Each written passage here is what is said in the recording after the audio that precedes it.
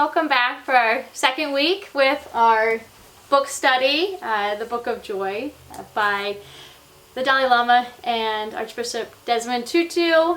Today we're going to be talking about 5 chapters, kind of a lot of reading to talk about, so we'll do our best to keep it as short as possible. I don't know how short that'll be though. But, so we're going to talk about 5 chapters, pages 26 to 78. So I guess we'll go ahead and jump right in since we gave a lot of the introduction last week. But for this, it does start off with a prayer, and it says in the book that, in the Christian tradition, that any important conversation should start off with a prayer. And so I thought that John could offer that for us because it does still apply to our book discussion here too, and for all times. Yeah. Okay. Let us pray. Let's be still for a moment. Come, Holy Spirit. Fill the hearts of thy people and kindle in them the fire of thy love. Send forth thy Spirit, and they shall be made new, and thou shalt renew the face of the earth. Amen. Okay, thank you. All right, so we start off with a chapter called Why Are You Not Morose? For this, it's the first couple chapters that we read. In fact, the first 2 of the 5 that we read, and it's right at the beginning of the conversation. It's day 1 of their official conversations. Of course, they met at the airport and talked then, but this is official now. They are in discussion on joy for this book. And the first 2 chapters that they focus on all focus on suffering. So it's kind of interesting that they mention suffering so much to start off about joy. They don't jump right into joy. They focus in on what we would think would be the opposite of joy, which would be suffering.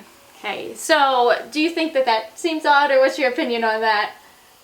Well, actually, I thought that it was a really important way for them to begin their discussions for this week that they're going to spend together, because from what I gathered while going through the whole book, it's suffering is something that's really important to joy because it helps us to better understand joy.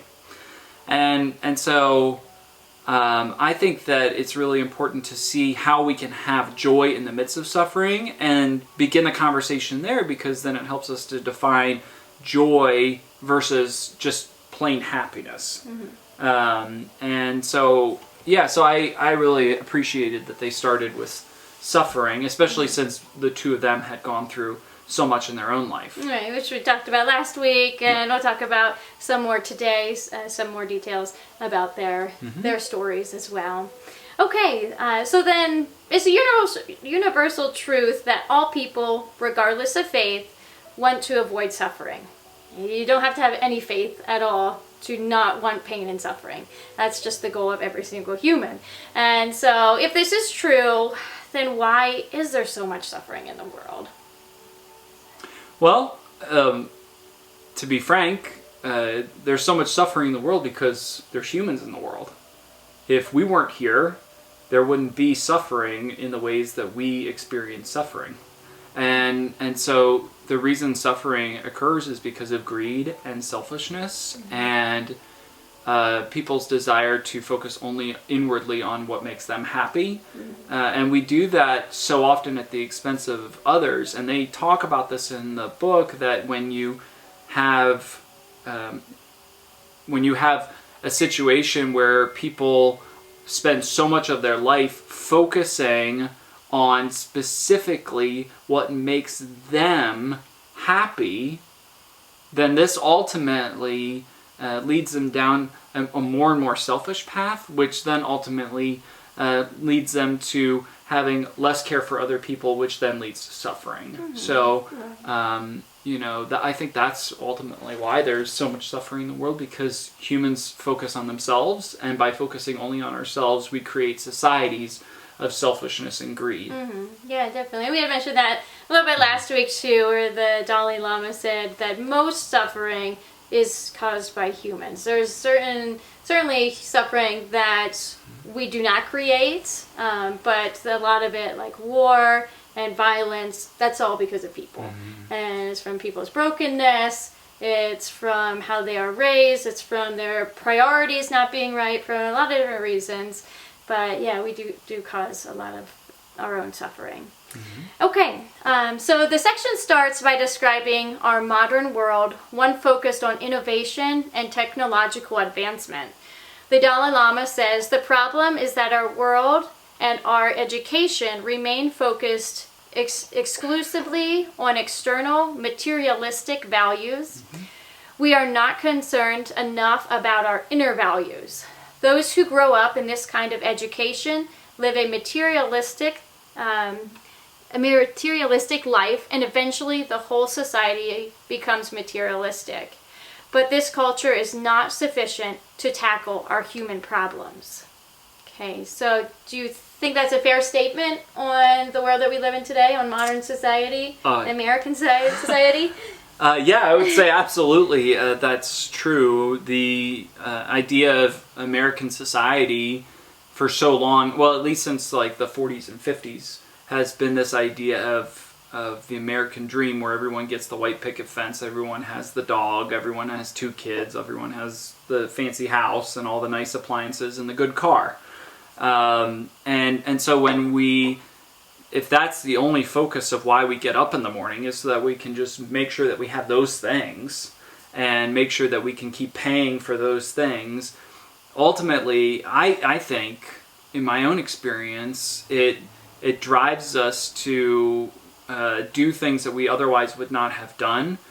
We become more cutthroat as a society, and it's all about getting to that next step on the ladder, regardless of who we step on in the process of doing that. And so I think that, I think it is a fair statement that we are not, at least for America, we're not very, very much a society that is inwardly focused on our spirits. We're not really self-aware of our actions and how they might affect other people, because that's not how we were raised. It's not what we were taught to do. We were taught to be selfish. Yeah, and that's what success is. That's what people are taught that success is. It makes me think of the movie The Wolf of Wall Street, because like the whole premise of that movie, and it's based off of actual events that occurred, was one man's obsession with beating everybody else out. And there's this one scene where Leonardo DiCaprio's character is with one other character in the movie, and they're sitting in this restaurant, and it's up in this tower, and it's when he's first coming into Wall Street, and the guy basically lays out for him how he should live, and it's all about getting ahead of everybody else and just destroying anyone else in your path just to get ahead. Right. And so it's very much a problem. Yeah, I mean, a lot of people act that way, but as we read in the book, that doesn't help society, doesn't help the world, doesn't help others, and ultimately doesn't it doesn't help yourself either to live that way. Well, and too, as a former business major, we spent most of my time in my undergrad learning about how to meet the bottom line. Yeah, right. And that being the goal. With that being the goal, the goal wasn't about how can we better the life of the worker. It was about how can we make more money for the company. Right. Now, if those two aligned, then the company would do it. Yeah, right. But most of the time it doesn't align, which is why now we're seeing so many of our jobs that have been sent overseas in the last 40 years. It's because of greed and selfishness that people who are high-ups in the companies in corporate America know that they can go and take the job from here, send it overseas, pay someone over there pennies on the dollar compared to what they spend here on a worker. And so they end up taking a job from someone here and abusing someone over there to make the products. Yeah, and one thing with that, I think that in some ways that part is starting to change a little bit, being that I think that a lot of consumers now care what the story is behind the object. So there's more companies now than there used to be where it's like, well, 10% of your purchase goes towards building wells in Africa. Or you buy a pair of shoes and they give one back. So, or even just simply companies that are working specifically to get products that are made in ethical ways. Right, for sure. So that's one way that I think consumers, everyday people, can have an impact on this idea where, you know, we're more compassionate and we care more about where our things come from and support those types of businesses. And that's how we can kind of break that cycle, because companies realize if they market in that way, if they try to make it, you know, have their company have some, doing some good in the world, then they probably will get more business, because that's what a lot of the shoppers want now.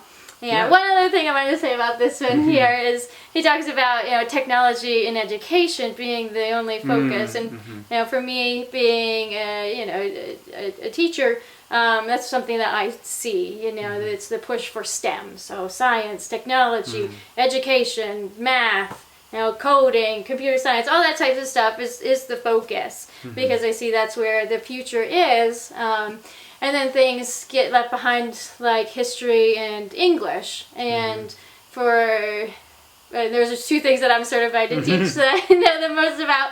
But for English, I think the main reason to read is so that you can empathize with others. That's why, you know, young kids should read, why adults should read, is that you can really put yourself in other people's shoes. You can be compassionate to other people's situations, understanding other people's situations.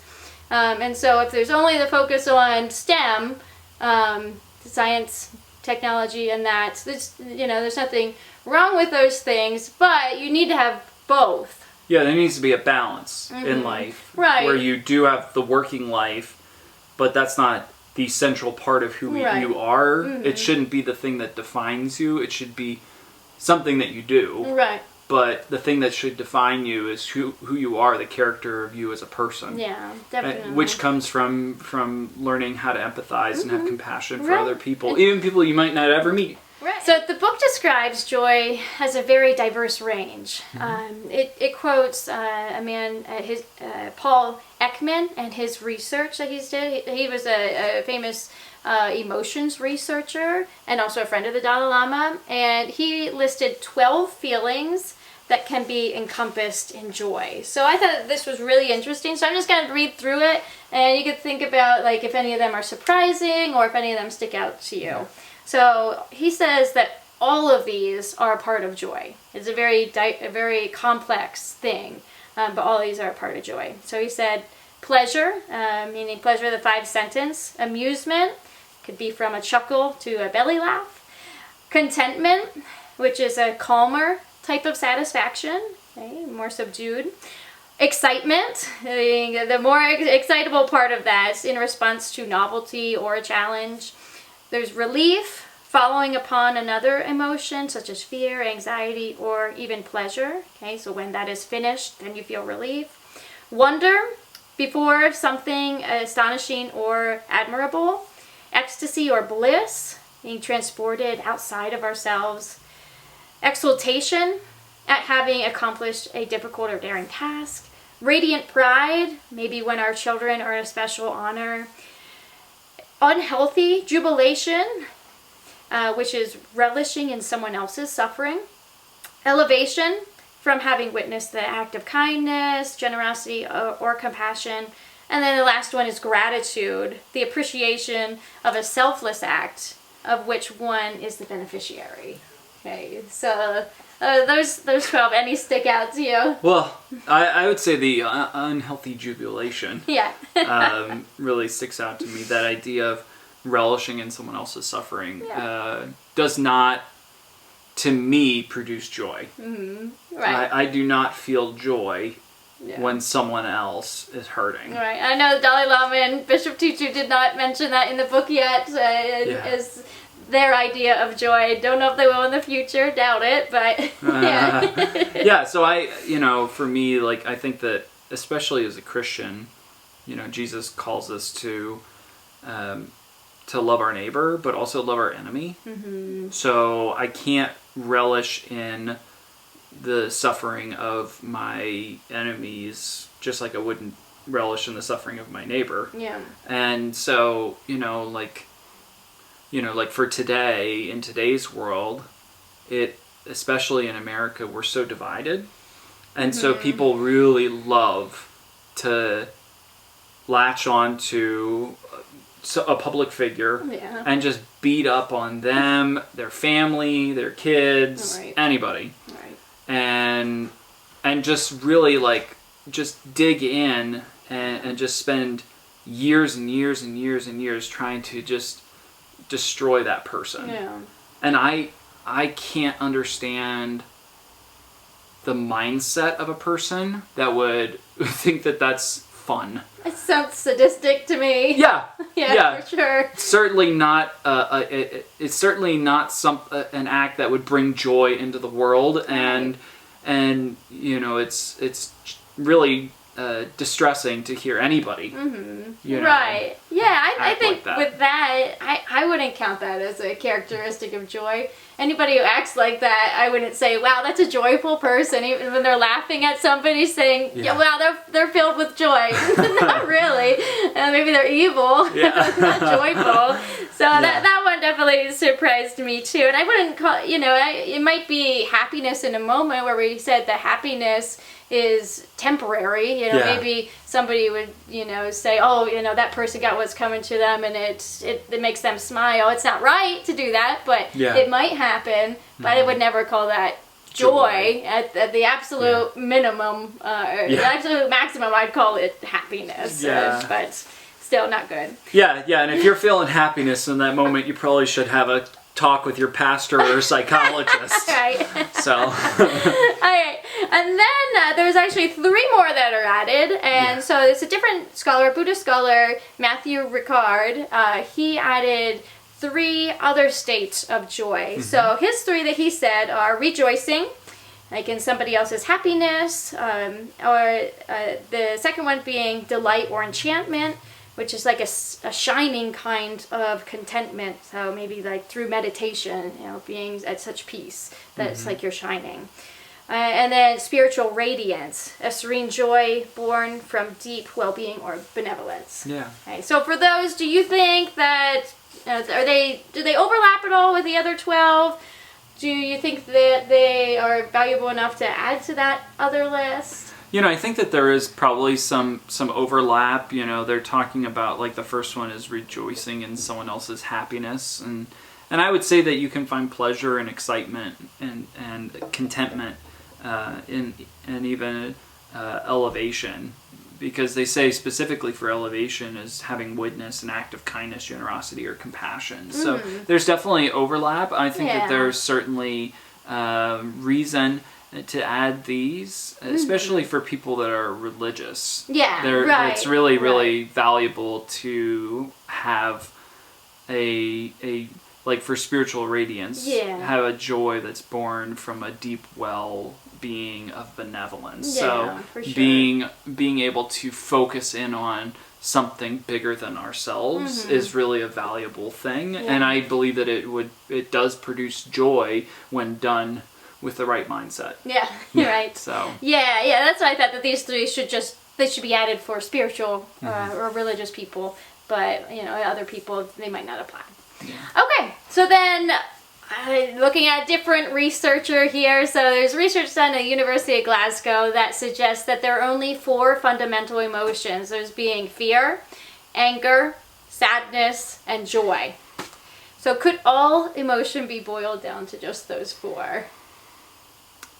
So, fear, anger, sadness, and joy. I would say probably, that all emotions probably funnel through those 4 things. Yeah. And, because like when we experience like happiness, that I believe that's a part of joy. Yeah. When we experience elation, I believe that's a part of joy. And so, Yeah, it's a little depressing to see that there's 3 negative and 1 positive. Right. But I do agree that that's a fair assessment. I think English language has a lot of adjectives to use for how you're feeling emotionally. But if you're frustrated, that could be part of anger. If you're depressed, that's sadness. So I really agree with that. It's interesting to see though. But it's, definitely focusing on joy should be our focus, because the other 3 are the ones that we don't want to experience. All right, so as we said last week, both men have suffered, and so we get a little bit more information on Dalai Lama's story in the book here, in this chapter. So do you want to read that section, or do you want me to? I can read it. Okay. Yeah. Right here? Mm-hmm. Okay.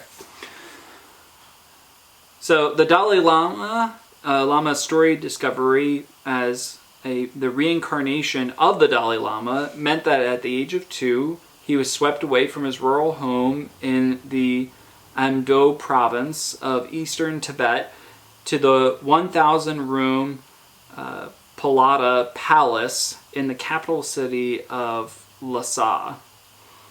There he was raised in opulent isolation as the future spiritual and political leader of Tibet, and as a godlike incarnation of the Bodhisattva of compassion. After the Chinese invasion of Tibet in 1950, the Dalai Lama was thrust into politics. At the age of 15, he found himself the ruler of 6 million people and facing an all-out and desperately unequal war. For 9 years, he tried to negotiate with Communist China for his people's welfare and sought political solutions as the country came to be annexed. In 1959, during an uprising that risked resulting in a massacre, the Dalai Lama decided with a heavy heart to go into exile. The odds of successfully escaping to India were frighteningly small. But to avoid a confrontation and a bloodbath, he went into the night dressed as a palace guard. He took off his recognizable glasses, and his blurred vision must have heightened his sense of fear and uncertainty as the escape party snuck by garrisons of the People's Liberation Army. They endured sandstorms and snowstorms as they summited 19,000-foot mountain peaks during their 3-week escape. Yeah, so we said last week about his struggles at this time, going into exile, but to hear the details about he didn't just get on an airplane and fly to India. He had to hike huge mountains in the snow to get into India, and so it was a major struggle for him. So the Dalai Lama makes 3 interesting points about his struggles and his forced exile. So the first one, he says, when you experience some tragic situation, think about it. If there's no way to overcome the tragedy, then there's no use in worrying too much. If something can be done about the situation, what need is there for dejection? If nothing can be done about it, what use is there for being dejected? All right, so what do you think about that? Is it maybe a little easier said than done? Well, I think not for the Dalai Lama. He's had years developing those I would say internal mechanisms to help himself deal with really oppressive or difficult situations. But I would say it's such a foreign concept for most people, and so therefore, I think it would be really, really, really hard to do, and a lot easier said than done. Yeah. I'm not saying that I'd be able to do it. Right, and I'm sure he didn't feel that way as he was hiking the mountains, the Himalayas, to get into India. Why worry? You know, I'm sure he worried a ton, but over time, to get to that point is probably for the best. For me, it made me think of Scripture, Matthew chapter 6, verses 25 to 27, where it says, "Therefore I tell you, do not worry about your life, what you will eat or drink, or about your body, what you will wear. Is life not more than food, and the body more than clothes? Look at the birds of the air. They do not sow or reap or store away in barns, and yet your heavenly Father feeds them." Okay, so just the focus on what good does worrying do, which again, easier said than done. I'm sure everybody struggles from time to time with worrying, but overall, does it really serve us? No. If you can do something, then do it. If you can't, then try to just accept it the way that is. All right, the second point that the Dalai Lama brings up, again, about his experiences in exile, he says that we should widen our perspective and see the pain and suffering of others, as well as find compassion there, instead of solely worrying about our own personal struggles. Through this unity, we realize we are not alone. Do you agree with that perspective? Well, I think that, like, as people of the human race, we're all in this thing together, and we all have different struggles. But we can work together to try and overcome whatever problems we might be facing in our nation and other nations around the whole world, to try and solve issues. It's like in Africa, a lot of the big problems are with, like, having clean water.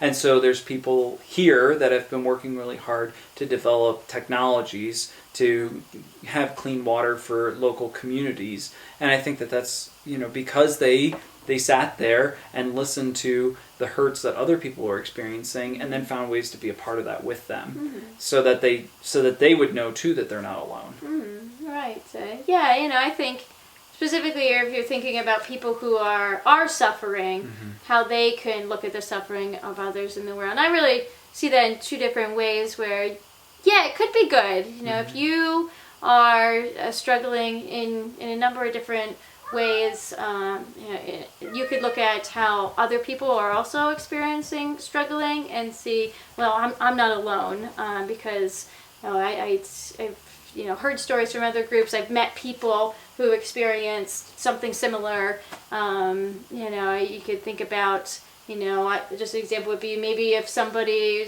doesn't get along with their parents, and like they're kicked out and they need to move away from home and they feel like they can't return home. Maybe they could, think about people who are, refugees, like the Dalai Lama, refugees from Syria, refugees from Central America, escaping violence and drug cartels there. And they could connect with those groups of people and see I'm not alone. But I could also see it in another way too, where could that be overwhelming? If you are already feeling pain and then you think, well, I know that people are starving in Africa.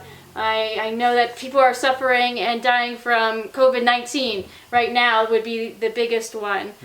There's war in the Middle East, and any number of issues. Innumerable number of things. If you feel all of that, it could just be piling on and on your heart, and then you just be way overwhelmed and depressed and anxious, and then it might not be a good thing. So there's definitely a balance between those two. I would say so. Yeah, it's definitely true what he says, that feeling emotions makes you laugh quicker, but it also makes you cry a lot quicker too. So, for sure, for sure. And so it makes me think that if you aren't crying about the things that are happening to other people around the world, then you need to dive deeper in to be able to then go outward thinking to see other people. Yeah. Okay, so then the last point that he makes, Dalai Lama says that he sees the good that came from his own exile. From what John read, it seemed like an awful experience for him, and something that he's still experiencing. He's never been back home over 50 years later, over 60 years later. And so it's really interesting that he's able to say I've met so many incredible people, different scientists, spiritual leaders, and people that he probably wouldn't have met being in the more traditional setting in Tibet, in the palace there, in the more formal setting. So, what do you think about that one, as far as him being able to see the good in his suffering? Well, I think it's amazing. Most people, or a lot, I'm not going to go out and say most people, but many people would, if they went through a situation even half as extreme as what he went through, would spend a lot of time moping, and would feel really, would be in a very fragile, depressed state. And yet he's been able to see how, though through suffering, he's gained so much more that he wouldn't have had he not gone through that. You know, and I think last week we talked about when Paul says that suffering produces endurance, you know, and that's kind of the way that it was described by the Dalai Lama, that feels that he's been able to move through life so well because he had hardship at the front end. Yeah, early on. Right, and then gives you a whole new perspective. Yeah, it's incredible. He's able to see the silver linings and things. To pick them out. Amazing. You know, another, like I said earlier, I think this one too probably is something that he's able to do because he's more far removed. Again, it happened in, I can't remember the exact year, but it was in the 50s when he went into exile. Was it 59? 59, I think you're right. Yeah. And so it's been a long, long time. So for him, he's lived so much life and so much good has come from his time since then. And so it'd be easier for him to do that now than it would be back in 59. Yeah, in 59. Okay. So the paradox presented with joy is that you cannot find it by looking for it. This section ends with the idea that we should not ask, how can I be happy? Instead, we need to ask, how can I help to spread love and compassion? How can we spread love and compassion? Remove ourselves from the equation. Our life and the actions that we choose to do should be focused outwardly on other people and their needs instead of our own needs. And everything that we do should be for the greater good rather than for our own personal benefit. And if we're doing that, then, you know, we're not going to be stuck in this pattern of how do I step on so-and-so to get what I need. Instead, we'll be saying, how can I help so-and-so to get what they need? And then they will go in turn and pass that forward to the next person who pass it forward. And then eventually it'll come back around to you. So when you need something, someone else is doing it for you. And then, you know, I think that we would see a world where everyone has what they need because everyone's looking out for each other instead of what can I get and how can I keep it from other people. So I think worry less about self-ambition and more about societal ambition. What do you want society to look like in 5 years? So instead of your 5-year plan as being like, you know, in your job, where do you want to be in 5 years? Your 5-year plan, think about what I want the world to look like in 5 years. And, you know, you're probably not going to be able to create that yourself, but there's ways that you can work towards that in small ways, and if everybody did that, then that would happen. It makes me think of the JFK quotes, ask not what your country can do for you, but what you can do for your country. There we go. You got it. So asking instead, what can I give, rather than what can I get? Okay, so then we can move on to the next section. Nothing beautiful comes without some suffering. Okay, in this one focuses more on Archbishop Desmond Tutu rather than the Dalai Lama. So in this one, Bishop Tutu says, you open, you blossom, really because of other people. And I think some suffering, maybe even some intense suffering, is a necessary ingredient for life, certainly for developing compassion. So do you think suffering is necessary in life? Specifically and for creating compassion? Well, yeah. I mean, if you are not living life and experiencing hardship, then you can't relate to people that experience hardship, and then how can you possibly have compassion for them? You know, I think that there's people that could live through hard times and then come out the other side and then lose compassion Yeah, that's a good over point. time. Yeah.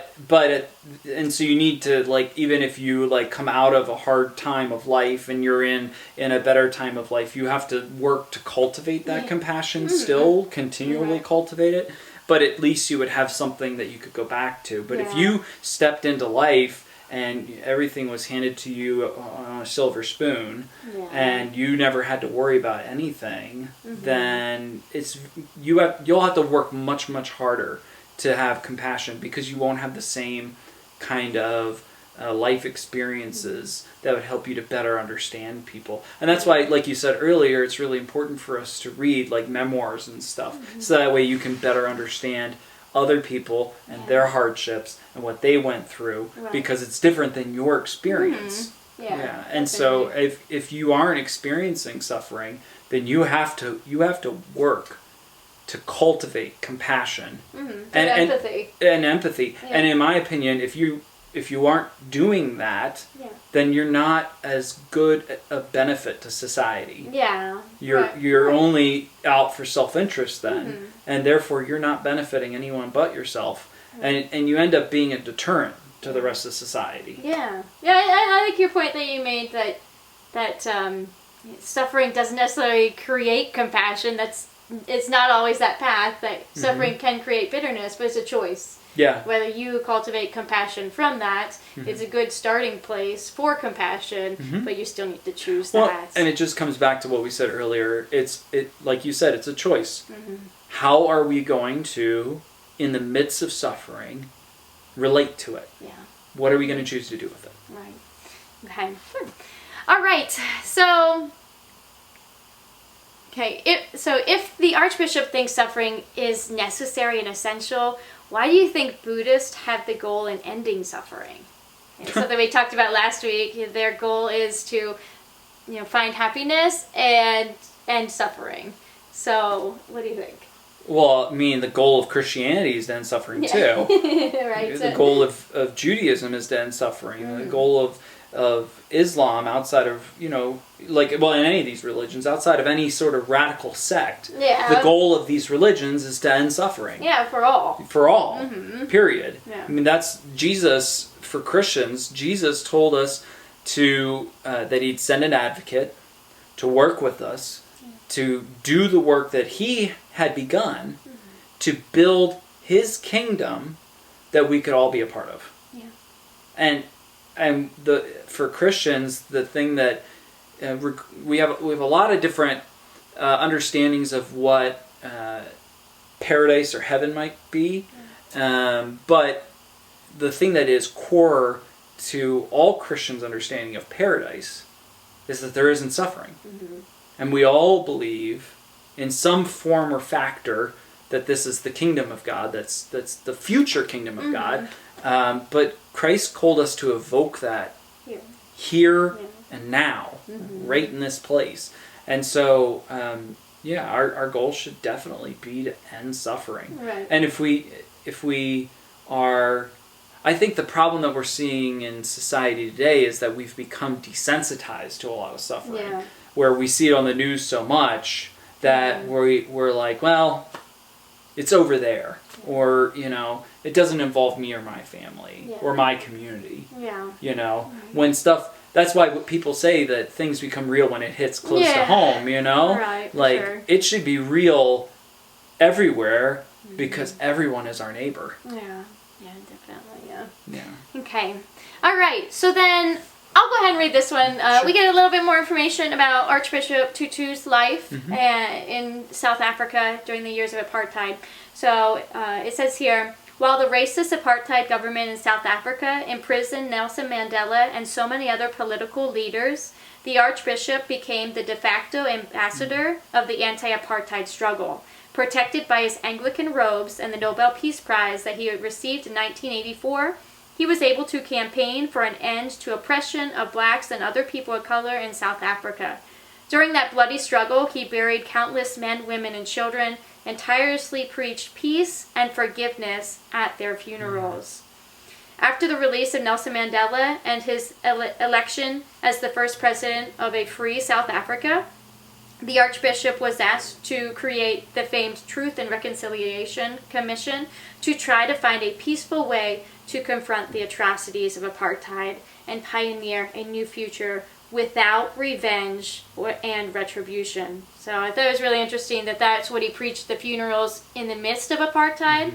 And then after apartheid, in order to move forward, that was the only way to, again, focus on peace and forgiveness, focus on a new future without revenge or retribution. All right. Okay, so with this, we mentioned Nelson Mandela a little bit, but Bishop Tutu said that, referring to Nelson Mandela, he said that Nelson Mandela's 27 years as a political prisoner were necessary. He states, I think people are surprised when I say no, the 27 years were necessary. They were necessary to remove the dross. The suffering in prison helped him become more magnanimous, willing to listen to the other side. To discover that the people he regarded as his enemy, they too were human beings who had fears and expectations. And they had been molded by their society. And so without the 27 years, I don't think we would have seen the Nelson Mandela with the compassion, the magnanimity, the capacity to put himself in the shoes of others. Okay, so why do you think people might be shocked to hear that? Well, you know, I think that we here in the United States today can really relate to this a lot. The divisions between us as Democrats and Republicans is so stark and so frustrating most of the time that, you know, this is like, that's what was happening there in South Africa at that time. And so it's like unheard of for people to reach across the aisle there. Yeah. Like they were killing each other there, for sure, you know? For sure. And so, you know, there's a lot of fear in regards to those divisions, political divisions that we see in the world. And, you know, I would say that there are Republicans and Democrats today that would say that they are fearful of each other, that they are afraid of what the other person might do to them. And that's how many of the people in South Africa were feeling about the people on the other side of the aisle. So right, they had good reason to. They had good reason to. So it definitely would have shocked them to see him reaching across the aisle. But his strength in that and willingness to push forward with that and really put himself, you know, personally on the line, as you know, forget politically, personally on the line, ultimately helped South Africa change greatly, and create a society where people could relate to each other, and not that everything became perfect, but he healed a lot of brokenness and hurt because he was willing to do that, and so. But it would have been shocking to people because nobody was doing that. Yeah, definitely. I read a biography of Nelson Mandela last year, and read, you know, of course it included a lot about his time in prison, those 27 years, and one thing that stuck out to me was the relationships that he had with his guards, that his guards respected him. You know, they really cared for him. They had they had close relationships with him. So it was really amazing that they were able to cultivate that. I remember even one of the guards that he was closest to, when his wife had a baby, he brought the baby in to meet Nelson Mandela. Yeah, so in that instance, you can definitely see how both sides were definitely able to see the value in the other. They didn't see the other as totally evil. They saw very good qualities on both sides there. And so that helped to move the country forward because, again, there was not the focus on revenge and retaliation. Okay, they didn't want to punish every white person in South Africa.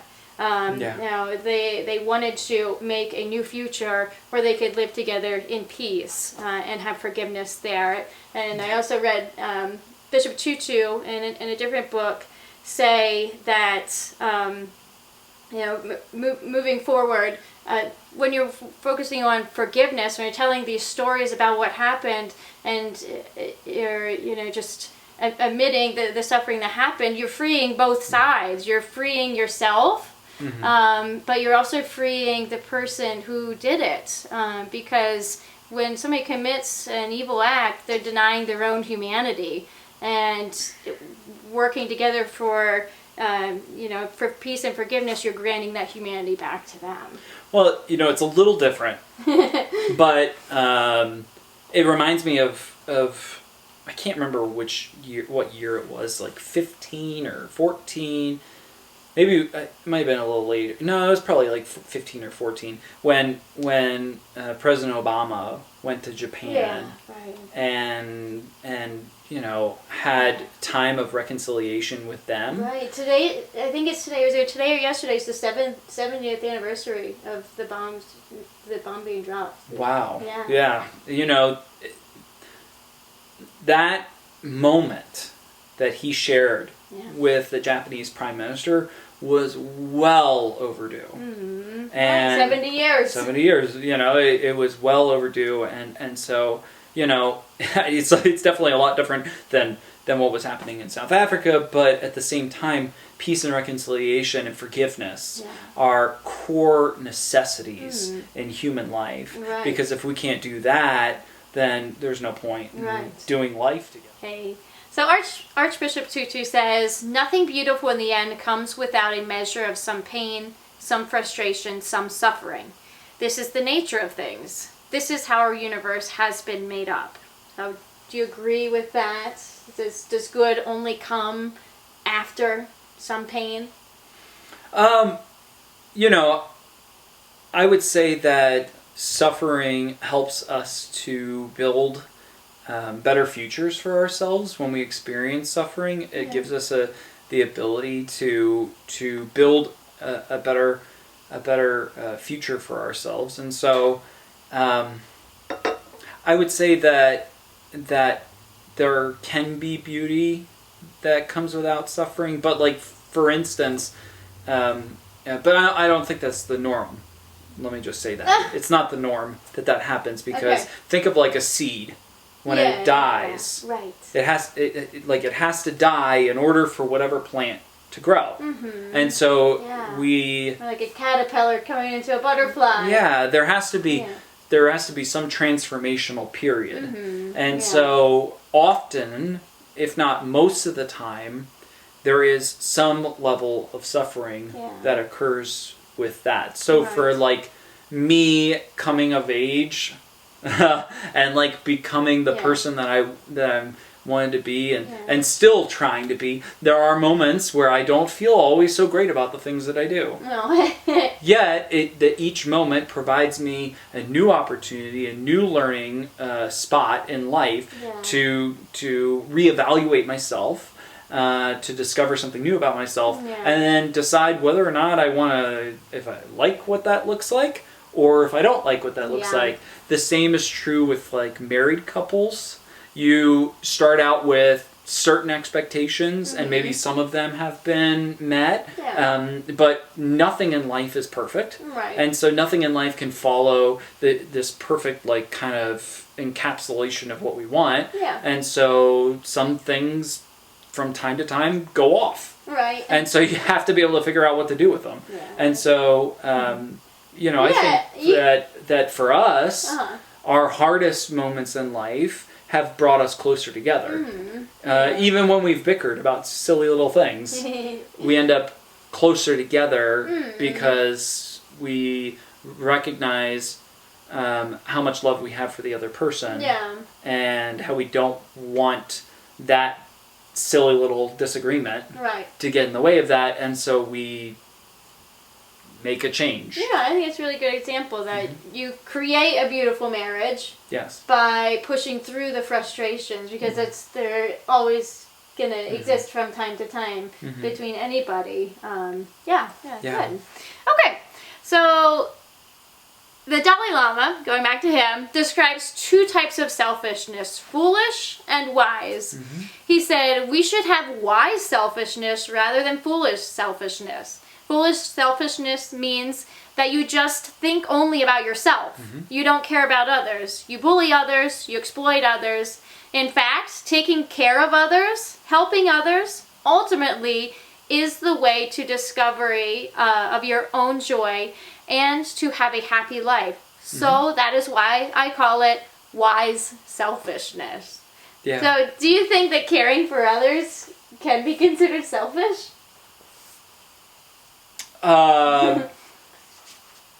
It's a very interesting way of describing it. I think that it's trying to, in a oddly effective way, trying to take what is normally a negative thing and make it a positive. Yeah. And change our perspective on how we operate. So for someone who is being a foolish, selfish person, you could use a word like a narcissist. Could be a person that's a foolish, selfish person. Sure. You know, whenever they open their mouth or do any sort of action, they're doing it with one person in mind. Yeah. Even if they're like, you know, like a narcissist might not even do it for their own spouse. Yeah, sure. You know, yeah. they're out for one person. That's them. Right. And that's what we usually think when we think of the word selfish. Just this foolish selfishness. We don't think of the other one. Yeah. You know, so, you know, like if I'm thinking of a wise selfishness, the thought that comes to my mind is you so desperately desire the best for this other person. Yeah. And you will do anything you can to help them get there and achieve whatever it is, or have whatever they need. Yeah. And I think that's beautiful. I mean, it's more. It makes it like more intentional than just being like, here, I'll give you some help with this one thing. It's like you keep coming back to them because you so selfishly want to see them achieve their dreams. Right, and that's what brings you joy. Yeah. That's what they say in the book, that helping others, serving others is how you bring yourself joy. And so if you are giving to others and focusing on them, then it's going to come back to you. It's going to bring you happiness. You know, you can see it just, you know, even just in a relationship. You know, if you are struggling and having a hard time with something, and I, you know, dive in to do whatever I can to help you, that's going to make our whole life together happier. You know, but it's not just with people that close, it's with anybody in this world, because we're all united, we're all one. And so again, like we said last week, if anybody's suffering, then we're all suffering. If one group's not free, then none of us are free. And so, you know, serving others to make an equal world, to make a world where everybody is safe and taken care of, then that's going to improve the whole world, which you are a part of. Yeah, and it could even be something very simple, like, and funny, kind of like what your dad described, that one time he went through one of the fast food chain restaurants and was going through the drive-thru, and the employee that left got in their car, drove up to the drive-thru, paid for your dad's food, and then left. Right. You know, like the employee of the fast food restaurant at Burger King paid for your dad's meal, and I think that was really, you know, just, you know, like we've probably all heard that before, but I've never heard the particular spin of the employee doing it. Yeah, right. You know, it's usually someone that is in the car in front of you who does it, which is amazing and wonderful, and I think that that's really, really nice. But I've never heard of an employee coming out of work, getting in their car, going over to the drive-thru, paying for someone's meal, and then leaving. It's really very, very, very amazing. Yeah. Yeah, just connected with this, I've been doing some other research on these two people, and so I have a book, kind of devotions from the Dalai Lama, and the one that I read just the other day fit perfectly with this, because he said, "We cannot be useful to ourselves unless we are also useful to others. Whether we like it or not, we are all connected, and it is unthinkable to be happy all by oneself. Anyone who is only concerned with his own well-being will suffer eventually. Anyone who is concerned only with the well-being of others takes care of himself without even thinking about it. Even if we decide to remain selfish, let us be intelligently selfish. Let us help others. Yeah. Okay. All right.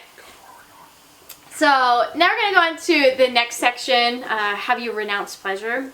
Is the third chapter we read. So in this one, it starts off focusing on the idea that most religions have a strong conviction that we cannot discover lasting happiness through our senses. So where do we find it instead? So if you think about the five senses, touch, scent, taste, hearing, sight. That's not where we find true happiness, true joy. So where else? Well, for me, I would say that it's in the actions that we take, what we do with our own life, that provides us with that sense of lasting happiness and joy, ultimately. And so, how we take the lessons of our faith, the lessons of our tradition, and live them out more fully each and every day, and do our best to do that. As well as simply taking time to reflect or pray or meditate or read scripture. You can find lasting joy by doing that, by separating yourself from the chaos of everything and centering yourself in your faith. So really being all in the heart and not in a different sense. All right, so then the Dalai Lama says here, we can also experience happiness at the deeper level through our mind, such as through love, compassion, generosity. What characterizes happiness at this deeper level is the sense of fulfillment that you can experience. While the joy of the senses is brief, the joy at this deeper level is much longer lasting. This is true joy. Okay, so what's the difference between happiness of the body and happiness of the mind? So the difference between happiness of the body and happiness of the mind, well, from the book we see that happiness of the body is the five senses. But happiness of the mind is about fulfillment, it's about caring for others, it's about, for us as Christians, the fruits of the Spirit. And I think that that's the core difference between the two, is that happiness of the body is about the outward stimuli, the outside stimuli, versus happiness of the mind is about what we're doing internally and how then we take that out and give that to other people. It's about care for others from what we do versus how what we're getting. Right. So it's more about the idea of giving than receiving. Yeah, it's not like eating a delicious meal and just enjoying that taste. It's cooking for somebody else as an act of generosity. Eating with other people as a time of fellowship. All of that instead. Okay, and then it goes on to talk about this term called the hedonic treadmill. Okay, so that refers to the unsatisfactory nature of pursuing pleasure, and it's named after the Greek school of thought that believed pleasure to be the ultimate good. That's what you should strive for, is for pleasure. And so do you think that American culture is hedonistic? I'd say that it's very, very much hedonistic, just like the Roman culture of Jesus' time was.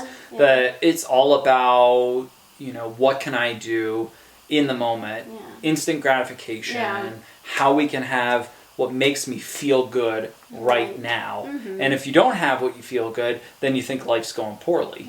And so it definitely is hedonistic. Right. Whether it's like getting likes on Instagram, hearing that like button ding, and as they add up on Facebook or Instagram or wherever, that's instant gratification. Or 2-day shipping on Amazon. You have the world at your fingertips. Just press buy and it'll be here in a short while. Especially instant gratification. Yeah, especially right now during COVID-19 when we're all stuck at home. Everybody's shopping online, and you can't do 2-day shipping on Amazon anymore because there's too many people ordering. Right. They can't get out that fast. It feels like suffering that you're not getting. Yeah, it feels like suffering. You're not Yeah. that your Madewell purchase isn't going out quick enough. But it's that idea of just shopping until that UPS man drops. Yeah. Right. Where it's not so you drop, because most people are doing their shopping online. So it's you don't even have to suffer in that way. It's let the other guy suffer so I can have what I want. But okay.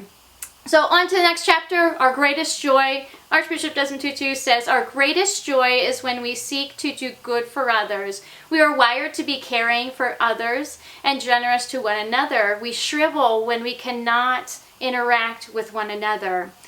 So how is that true, especially now? There's social distancing, the fight against COVID-19. How is that true now?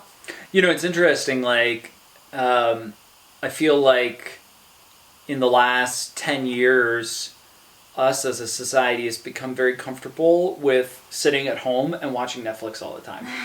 Yeah. And just relaxing at home and doing nothing in public. Yeah. And now when that's all you can do, it makes people anxious, and it makes them uneasy with how things are going. And so in some regards that might actually be a good thing, that we are seeing an improvement in people's desire to be out with each other publicly. Right. People will be so glad when they can again, for sure. And absolutely. They won't take it for granted anymore. Okay, so the Archbishop then brings up the idea of Ubuntu, which is an African idea. And so this can be summed up by saying a person is a person through other persons. And actually I was reading other books too, so I read this book, Believe, different quotes by Desmond Tutu, his words, and he talked about this, and I really thought it was an awesome idea, something that everybody should live by, not just Africans. It should be an ideal for everybody in the world. So I just wanted to read that to describe this idea of Ubuntu a little bit more. So he said, Ubuntu addresses the central tenet of African philosophy, the essence of what it is to be human.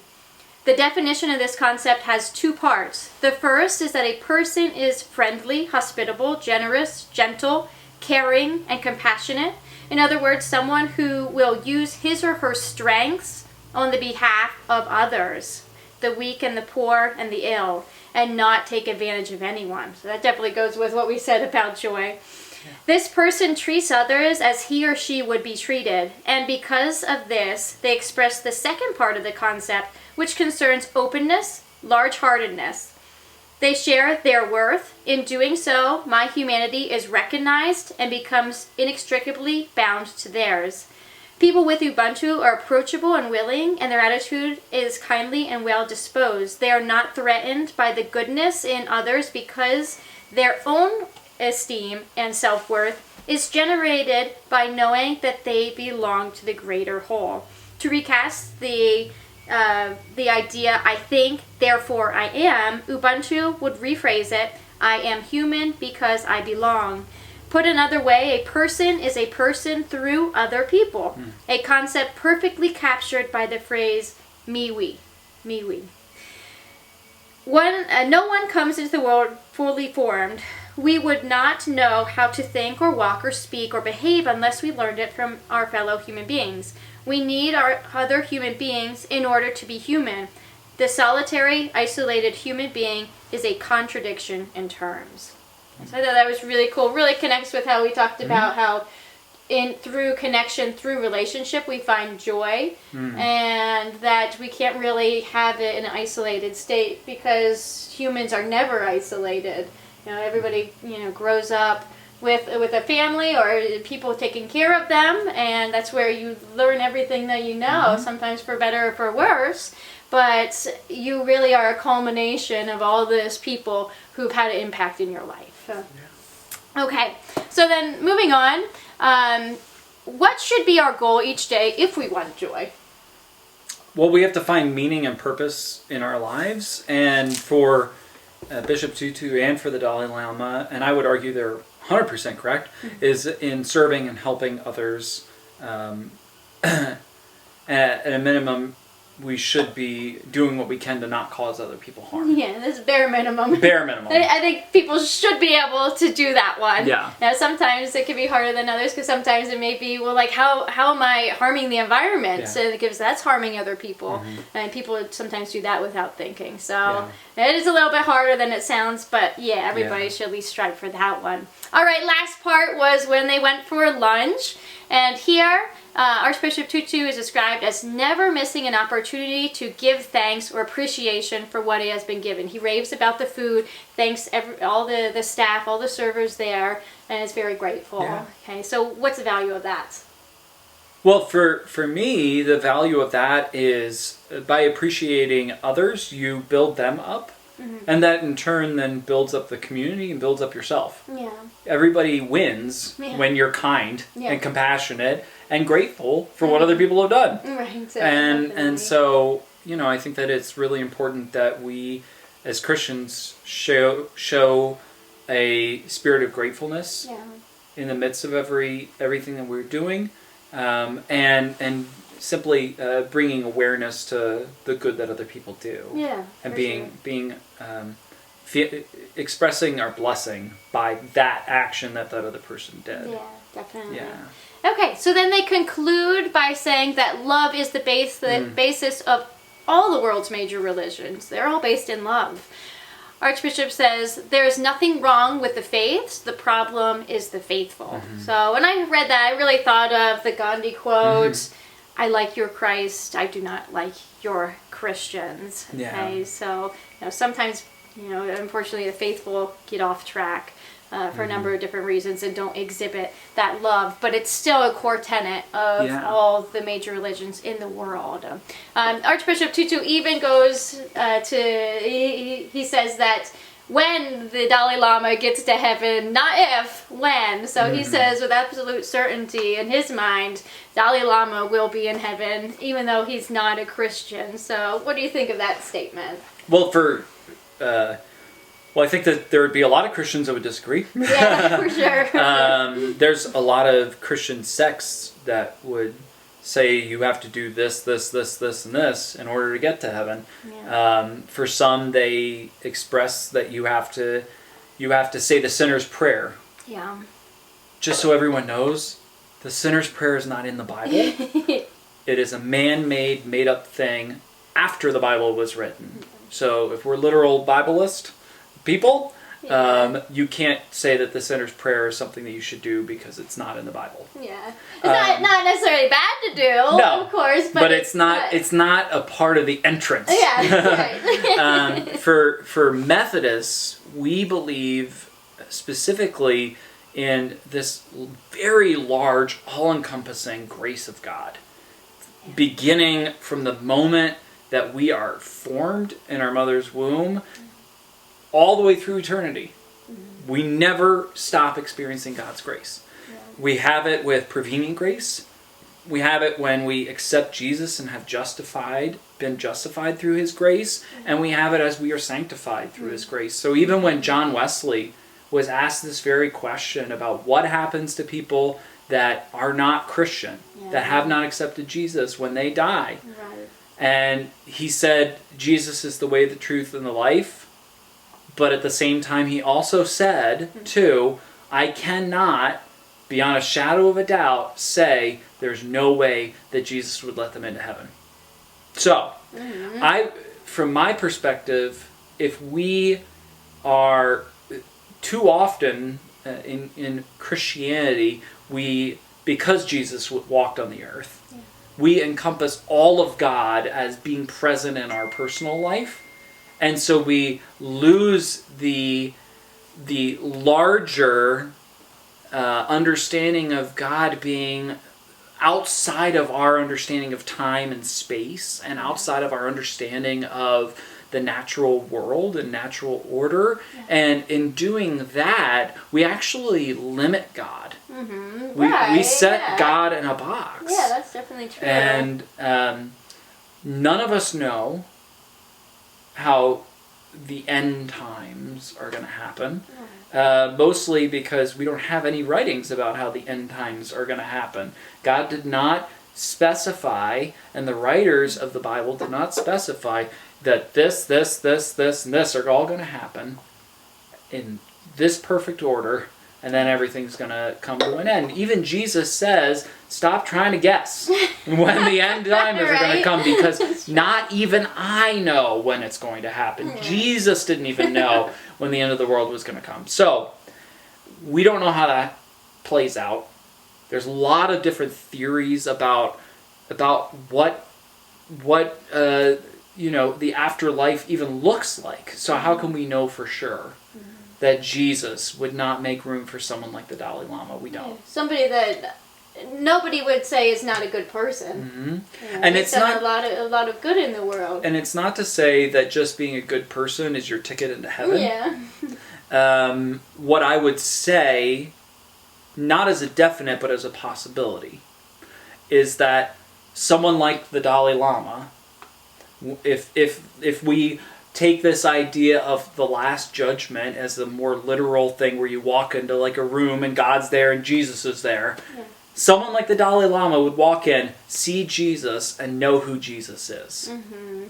Right. For Methodists, heart connection. Yeah, for Methodists, we believe that every single person on this earth has God's grace or God's love present, dwelling within them, working in their hearts and in their souls to bring them to a point of accepting Jesus Christ for themselves. How can we go and say that and then say when they would see Jesus, there's no way that they would have an option of joining Jesus? They wouldn't recognize it. Yeah, so I think that there's a very strong probability that when Jesus returns and we're all raised, that, and I know this is a very long, drawn-out answer, but I for big questions like this, you have to have that. I think that there's a very strong possibility that if someone who didn't claim Christianity in this life sees Jesus and accepts Jesus, says, you are who I've been searching for my whole mortal life, Jesus would say, I've known you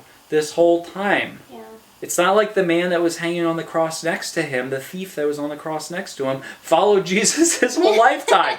And yet Jesus still brought him into paradise. Yeah. Jesus descends into the prison and preaches proclamation of the people that died in the flood.